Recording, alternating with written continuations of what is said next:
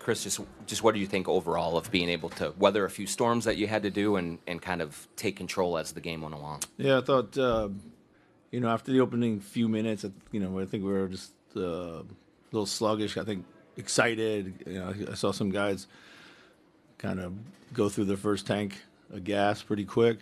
But once we settled into, the game plan and offensively, picked up our pace and our decision making and, the concepts that we had been focusing on, like, things started to come together. Of course, our bench was huge, outstanding job by those guys really coming in and giving us a jolt at the right time. And just what can you say about Jaden and the way that he came through for you? Yeah, huge. I mean, just his hustle plays early on. His first shot went in. His hustle plays early on just kind of kept us hanging around until we could find some rhythm and make a run. He was outstanding at both ends of the floor, and we need that type of effort from him. And we've seen that through the middle part of the season when he's really kind of taken a massive step, and we saw it last year in the playoffs too. So couldn't have been at a better time for us. Naz's impact is well known by now, but what did you think of his performance tonight on this type of stage? Yeah, just again, I thought came in aggressive off the bench. He got us some easy buckets when we couldn't find anything else. Just his activity. He's such a quick decision maker for us. Got to the hoop. Shot the ball well. We did a good job of finding him. He did a really good job of moving and staying active. And then I thought, everybody battled defensively. So.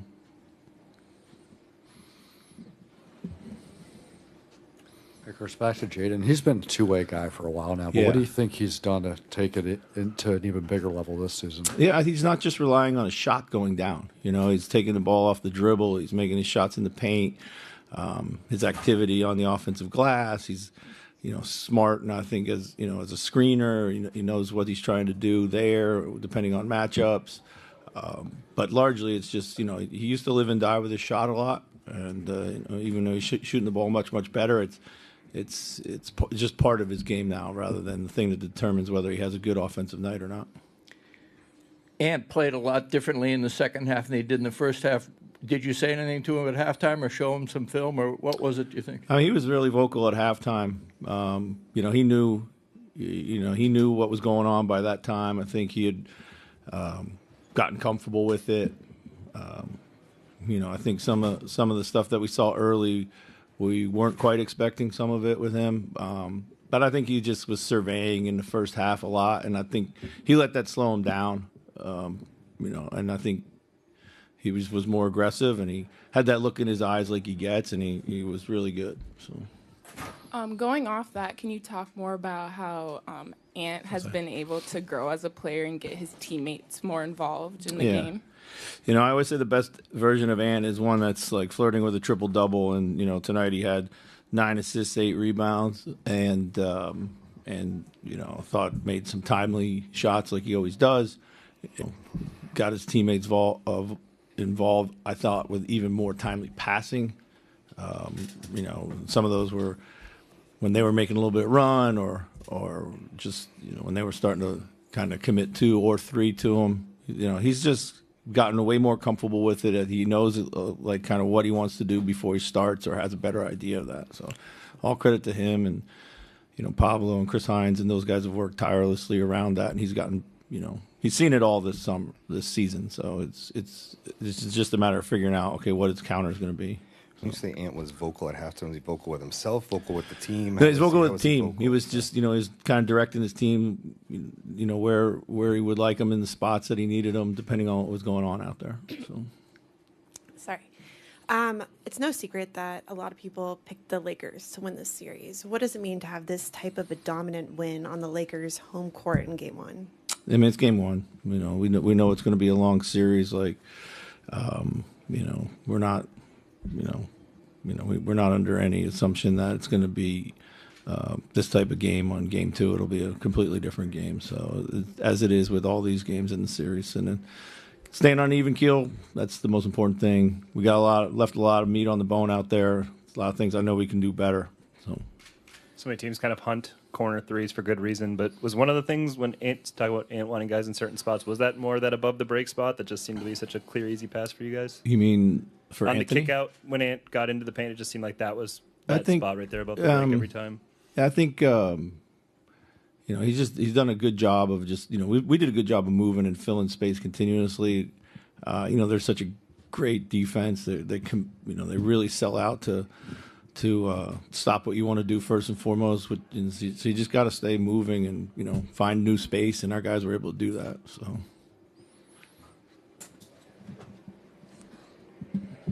Just kind of along those lines, I mean, just in general with them kind of packing the paint, Yeah. it seemed like that was it took you guys that first maybe 6 minutes to figure out, but what did you figure out about getting to the middle and spraying it pace out? of play.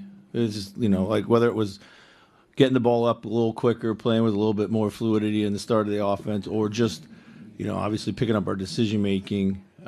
Just needed to be, it was just way too stagnant in the first shift.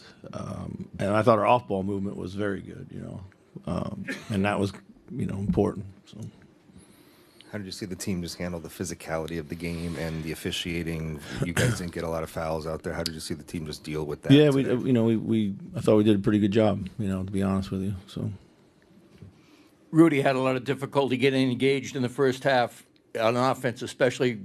Why was it changed so much in the second half? Was it because of what you did or because of what the way they schemed it or what? You talking about with Rudy in particular? Rudy in the second half seemed to be a little bit more engaged in the offense. He was kind of almost a bystander to some extent in the first half. Yeah, they were heavy switching him, and I think he, instead of continually putting himself in the action and being active, he was kind of, I think, trying to set up shop, and we didn't do a good job of finding some of those mismatches when they were there. And I think he just, he was calling for it probably a little bit too long, and then, in the second half he just did a better job of staying in the flow of the game.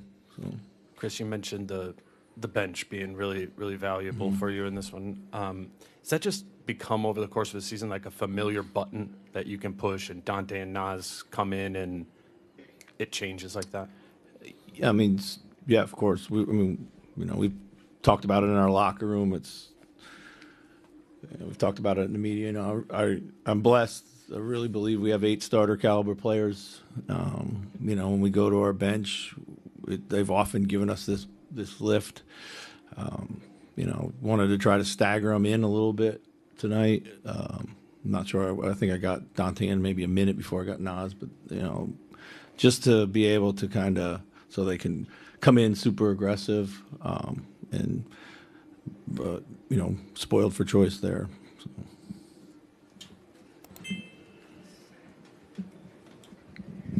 Head coach, I want to ask you about, Nikhil Alexander-Walker. Yeah. He does a lot of things that aren't even on the stat sheet, and then also Jaden, too, as well, on the offensive glass. 9 of 11, only missed 2 shots. I just really like the way those two played. Yeah, it's, you need those types of performances. I thought Dante was great, too. He had a lot of just kind of gritty plays. The backdoor cut was huge, and the finish at the right time. I thought he battled his tail off defensively, got switched on to both LeBron or Luka.